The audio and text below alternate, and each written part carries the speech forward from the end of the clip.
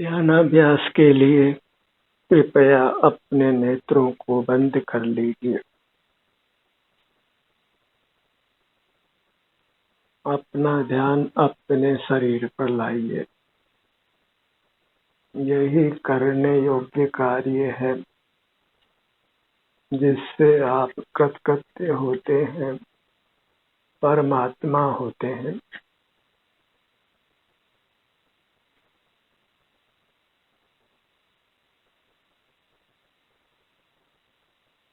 मोक्ष मार्ग का विस्तार नहीं है।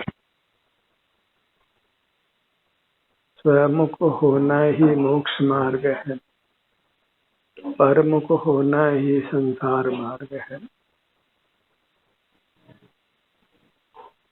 नेत्र बंद कर जब अपना ध्यान अपने सिर से पैरों तक लाते हैं, तब आप स्वमुखी होते हैं।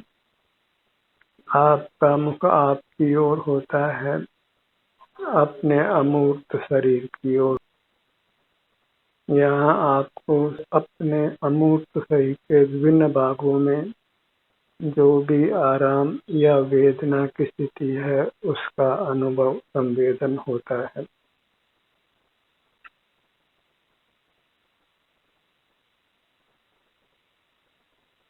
जगत में सबसे अधिक सुगम कार्य है तो वह परमात्मा होना है, क्योंकि परमात्मपना अपना स्वरूप है और उसमें पर की सहाय नहीं है, इसलिए परमुख नहीं रहना है, अपने सन्मुख रहना है।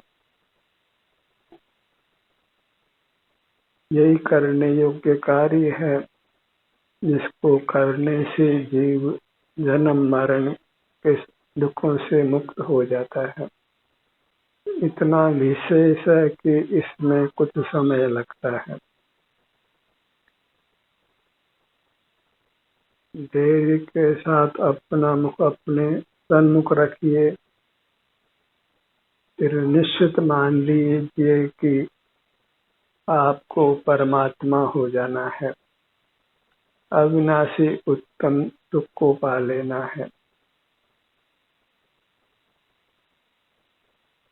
अंतर्दृष्टि से सिर से पैरों तक आपको अपना एहसास होता है। यहाँ आराम या वेदना की स्थिति का अनुभव होता है। इस अनुभव को करते हुए ही आपको अंतर्मुख रहना है।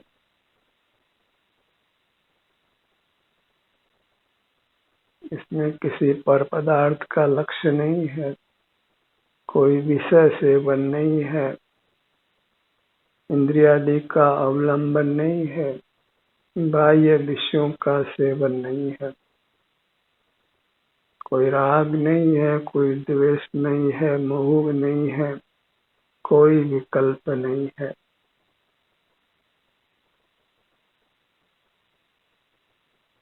ऐसा निर्धार कीजिए कि स्वमुख होना ही मोक्ष मार्ग है और स्वमुख रहकर मैं परमात्मा बन जाऊंगा, संसार के सकल दुखों से मुक्त हो जाऊंगा। यथासंभव अपना मुख अपनी ओर रखिए।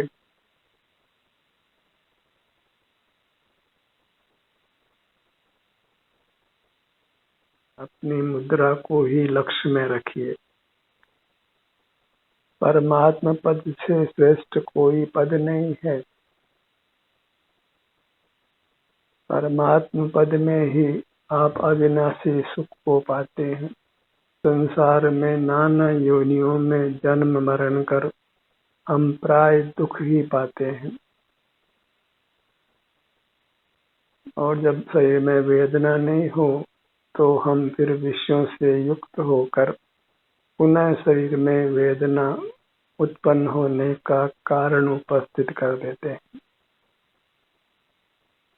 प्रातः के उदय में ही आपको विशेष सावधान रहना है, क्योंकि जब शरीर में आराम होता है तो हम बाह्य उपलब्धियों को पाने में ही यत्नशील हो जाते हैं। जब बाहर में सफलता मिलती है तो तृष्णा बढ़ जाती है और अधिक बाहर रहकर बाह्य उपलब्धियों को पाने का प्रयत्न करते हैं, अपने स्वरूप से विमुख रहते हैं और समय बदल जाता है। शरीर में सुख की अवस्था समाप्त होकर दुख की अवस्था आ जाती है। इस प्रकार संसार में जीव सुख दुख में जूझता रहता है और परमात्मा दशा में एकांत सुख का ही अनुभव होता है। वहाँ दुख का किंचित भी अनुभव नहीं होता है। जब आप ध्यान करने के लिए तत्पर हुए हैं तो मान लीजिए कि फिर परमात्मा दशा दूर नहीं है, दुखों का नाश दूर नहीं है। अपना ही ध्यान करना है। अपने ध्यान को अपने सिर से पैरों तक रखकर यहाँ जो भी संवेदना है, सुख रूप या दुख रूप, उसका ही अनुभव करते हुए संतुष्ट रहना है, तृप्त रहना है, क्योंकि इससे मोक्ष दशा की प्राप्ति होती है। आप जन्म मरण से मुक्त होकर परमात्मा होंगे।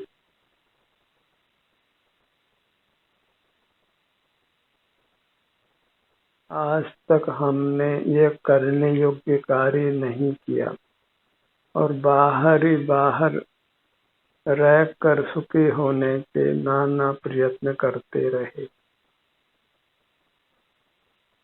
बाह्य पदार्थ सुहावने असुहावने लगते हैं तो उनके प्रति राग द्वेष करते रहे।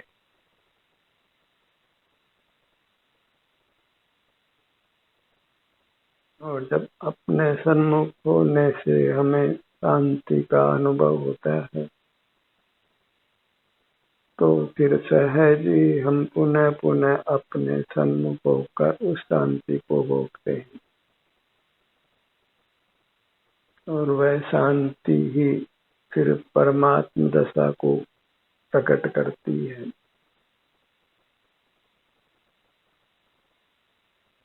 आपको बस मोक्ष पाने का कारण देना है, मोक्ष तो स्वयं हो जाना है। डायरेक्ट मोक्ष पाने का कोई उपाय नहीं है। अपना मुख अपनी ओर करके ही हम मोक्ष पाते हैं, सर्वांग में सुख का अनुभव करते हैं।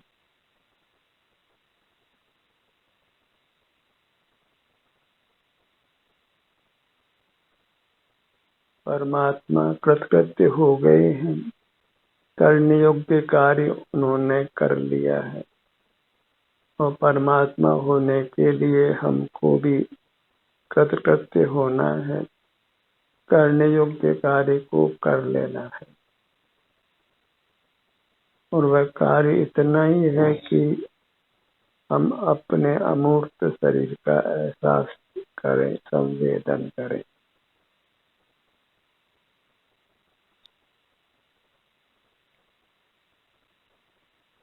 सभी धर्मावलंबियों में मोक्ष मार्ग के संबंध में लंबी लंबी व्याख्याएं होती है और फिर भी मोक्ष मार्ग प्राप्त नहीं होता है।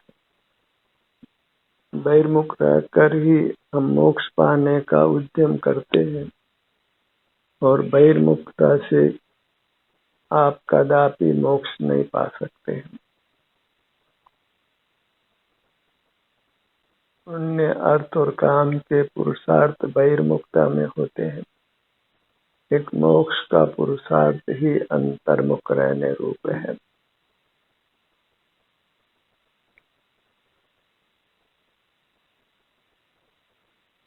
अंतर्दृष्टि से हमें हमारी मुद्रा अनुभव में आती है। यह मैं हूँ, इस प्रकार आत्म प्रतीति होती है, आत्म साक्षात्कार होता है।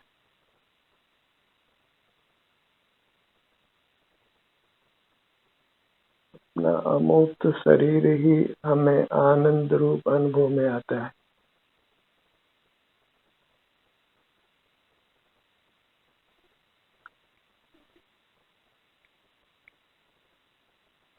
एक ही लक्ष्य बनाइए कि मुझे कृतकृत्य होना है, करने योग्य कार्य कर लेना है, उसको कल पर नहीं टालना है।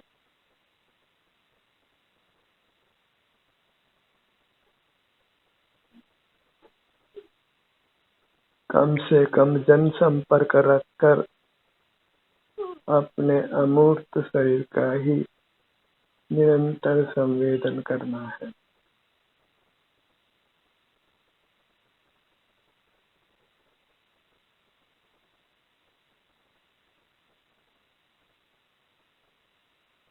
अपने ध्यान को अपने मुखमंडल पर लाइए।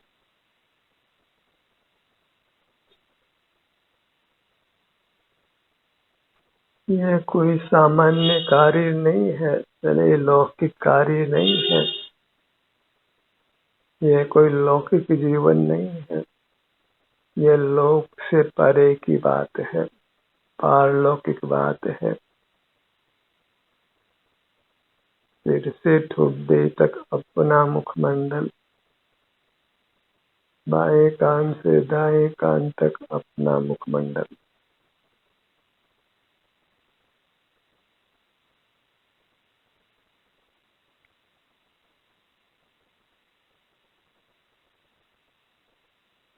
अब संसार में नहीं रहना है, किसी प्रकार का कोई भी दुख नहीं भोगना है, तो अकृत्य को छोड़कर कृत्य कार्य को ही कीजिए।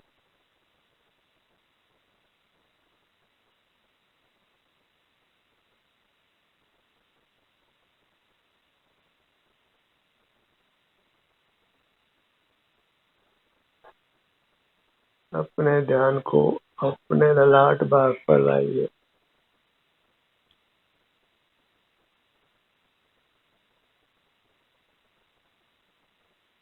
क्योंकि हम अनादि से इंद्रिय ज्ञान से जीते आए हैं, तो मोक्ष मार्ग भी हम इंद्रिय ज्ञान से ही करना चाहते हैं, और वह कदापि संभव नहीं है, क्योंकि संसार मार्ग और मोक्ष मार्ग परस्पर अत्यंत विरुद्ध हैं।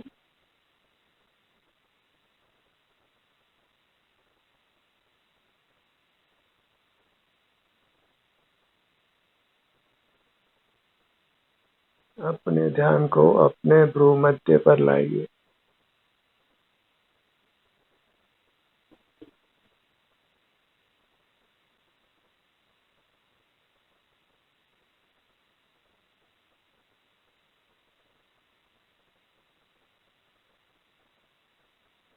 दोनों कान, क्योंकि हमारा स्वरूप बड़ा है, इसलिए हमें अपने विभिन्न भागों की ओर अपना मुख करना है। विभिन्न विभाग कहें कि विभिन्न अंग उपांग कहें, तो अपने अंग उपांगों की ओर ही हमें अपना ध्यान लाना है। और क्योंकि हमारे अंग उपांग अमूर्त हैं, इसलिए नेत्रों को बंद कर अपने अंग उपांगों पर अपने ध्यान को लाना है।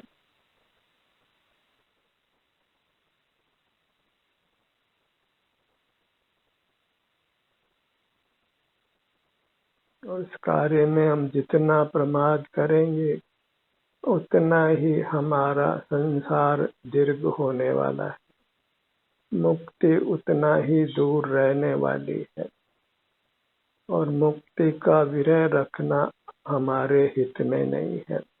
परमात्मा दशा को दूर रखना हमारे हित में नहीं है। जितना शीघ्र से शीघ्र हो सके हमें परमात्मा होना है। काम तो इतना ही है कि हमको अपने सन्मुख रहना है। एक इतने से पुरुषार्थ से परमात्म दशा मिलती हो, जन्म मरण से मुक्ति मिलती हो, दुखों से मुक्ति मिलती हो, तो इस कार्य को करने में किंचित भी प्रमाद करना योग्य नहीं है। और इसमें कोई शारीरिक श्रम भी नहीं है, कोई मानसिक श्रम भी नहीं है, कोई बाह्य सामग्री को जुटाना भी नहीं है, कहीं जाना भी नहीं है। इस प्रकार परमात्म दशा पाना अत्यंत सुगम है। इस प्रकार हमको मोक्ष मार्ग का श्रद्धान हो जाता है, तो फिर आचरण में देर करना अच्छा नहीं है। इसलिए अहोरात्रि जब तब संभव हो अपना मुख अपनी ओर रखिए, एक पल को भी वृथा गंवाना नहीं है। एक एक पल का अंतर्मुखी पुरुषार्थ ही हमको परमात्म दशा प्राप्त कराता है। एक एक पल की बहिर्मुखता ही हमको संसार में रोकती है। दुख से हमको भय लगता है और हम सुख भी चाहते हैं, पर इतना निर्धार करिए कि परलक्ष्य सुख अच्छा नहीं है, स्वलक्ष्य सुख ही अच्छा है। और स्वलक्ष्य में अभी कर्मोदय से वेदना भी हो तो उसका अनुभव करना भी अच्छा है, क्योंकि स्वलक्ष्य में भले ही शरीर में वेदना का अनुभव हो या सुख का अनुभव हो, आपको उससे परमात्म दशा मिलती है, जन्म मरण से छुटकारा मिलता है। तो फिर बाहर की तुच्छ उपलब्धियों को क्या पाना है? उपलब्धि तो एक ही है, परमात्म दशा को पा लेना, जन्म मरण से मुक्त हो जाना, सर्व दुखों से मुक्त हो जाना, इस मूर्त काया को पुनः प्राप्त नहीं करना और सर्वांग में सुख का ही अनुभव होना, किसी प्रकार के रोगादि का नहीं होना। यह सब तभी संभव है जब हम यथासंभव नेत्रों को बंद रखकर अपना मुख अपने अंग उपांगों की ओर रखें। अपने अंग उपांगों में जो भी शारीरिक स्वास्थ्य की स्थिति है, आराम या वेदना की स्थिति है, उसका ही संवेदन करते रहे। यह स्व संवेदन मात्र परमात्मा होने का उपाय है। मार्ग के अनेक प्रकार नहीं है, भले लोक में नाना धर्म प्रसिद्ध हो, उनमें परस्पर मतभेद भी बहुत हो, पर हमें उस झंझट में पड़ना नहीं है। हमें तो बस स्वावलंबी बनकर रहना है, अपना मुख अपनी ओर करके रहना है। धर्म की व्याख्या किस धर्म में क्या है, इसमें अपने उपयोग को लगाना नहीं है। प्रत्यक्ष ही स्वाधीनता सुखरूप मानी जाती है और पराधीनता दुखरूप अनुभव में आती है। तो फिर उसमें क्या शास्त्रों का पढ़ना, क्या उनको सुनना। अपना ही अनुभव करिए और परमात्म दशा को पा लीजिए। किसी गुरु की शरण में भी नहीं जाना है, कई तीर्थों में नहीं जाना है, मंदिर भी नहीं जाना है। मंदिर जाना ही इष्ट है तो आपका शरीर ही मंदिर है।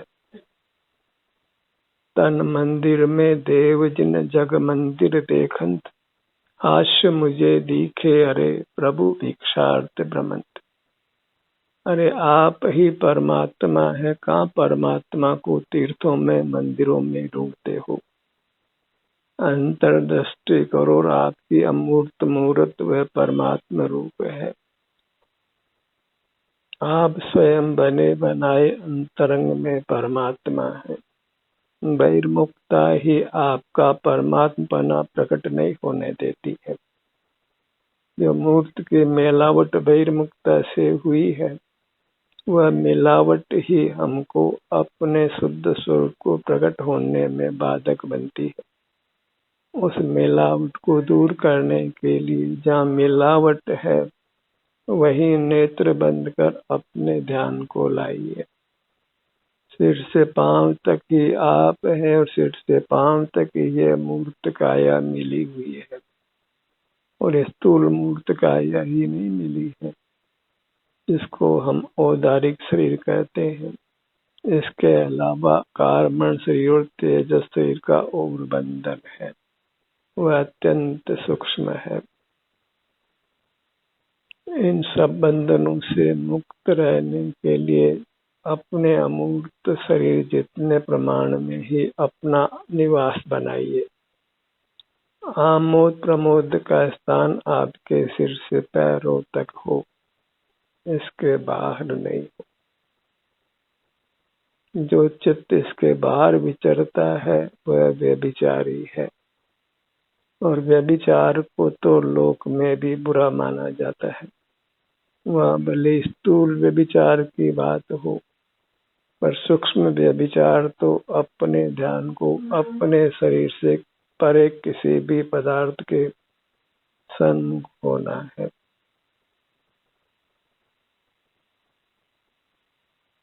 अपने ध्यान को अपनी गर्दन पर लाइए।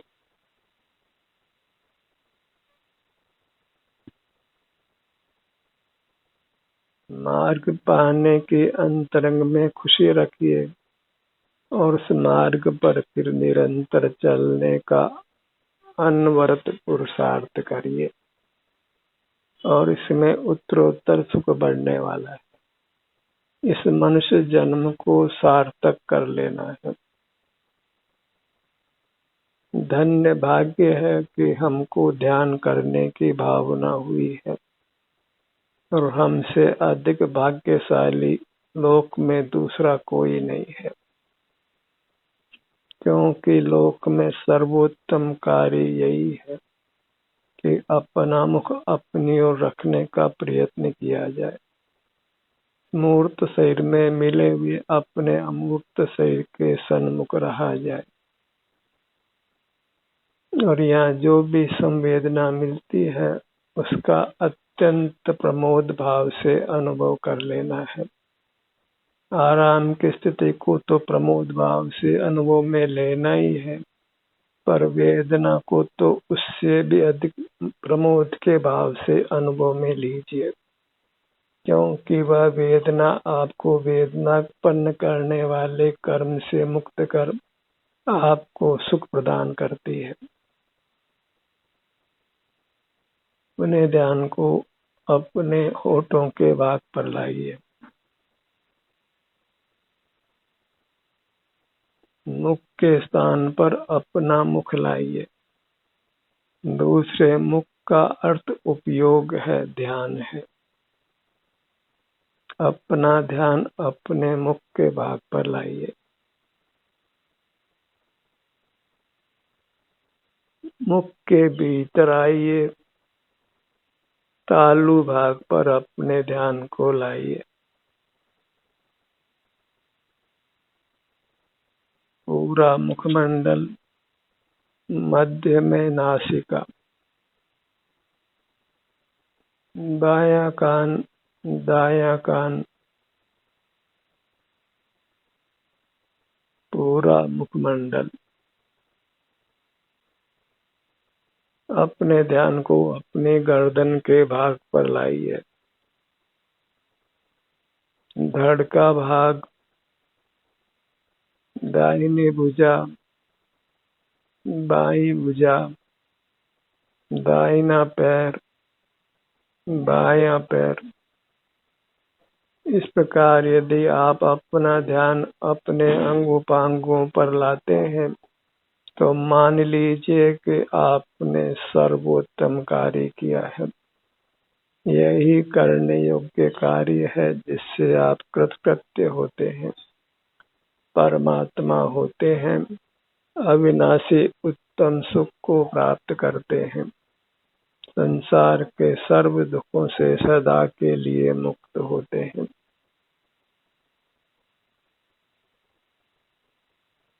स्वमुख रहने का ही भरसक प्रयत्न करिए।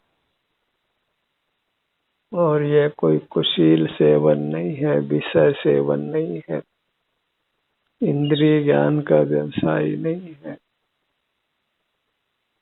यह आत्म योग है, जिससे आप योगी और योगीश्वर होते हैं, परमात्मा होते हैं, परम सुख को पाते हैं।